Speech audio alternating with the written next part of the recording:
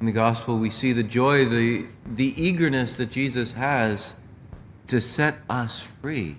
And in the first reading, we hear in the letter to the Romans about what this freedom looks like. He says, "Those of you who are led by the Spirit of God are sons of God, for you did not receive a spirit of slavery to fall back into fear." And, so often fear holds us as slaves.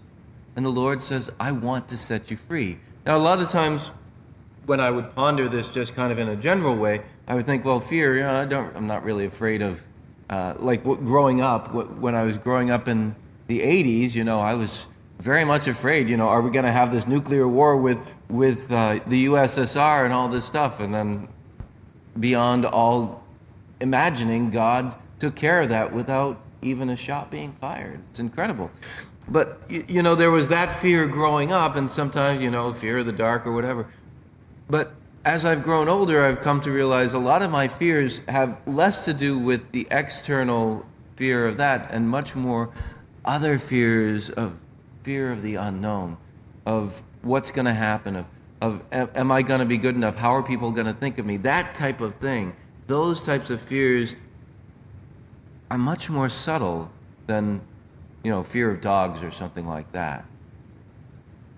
Those fears are much more subtle and very often can drive our lives without us even being aware. The Lord says, you're not called for slavery, to fall back into fear. Rather, you have received a spirit of adoption through which we cry, Abba, Father, Abba, Daddy, Papa, that intimate calling of our Father. I invite you today, to look and see, ask God maybe to reveal what are the areas of fear in your life that are driving you without even being aware. Those times when I do this, it's like, wow, yeah, I didn't even know this fear was driving me, and yet it's making me choose not to do this, to do this, What are the fears that are driving us? And say, God, you are our Father. You are bigger than this, and you love me intimately. I'm remembering the very first VeggieTales.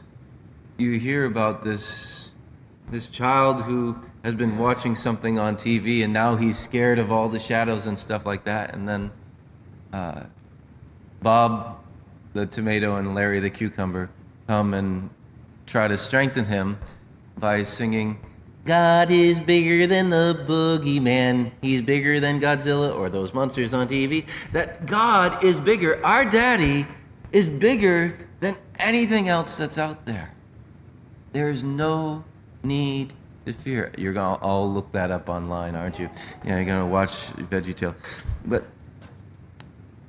God says, not only am I bigger and stronger than any of the things that are out there, I look on you with such tenderness. What do we hear in the scriptures? That I have called you by name and you are mine. He says in another place, I have carved your name on the palm of my hand. Could I ever forget you? That the Lord is saying to us, you are precious to me. Do we have any idea who we are?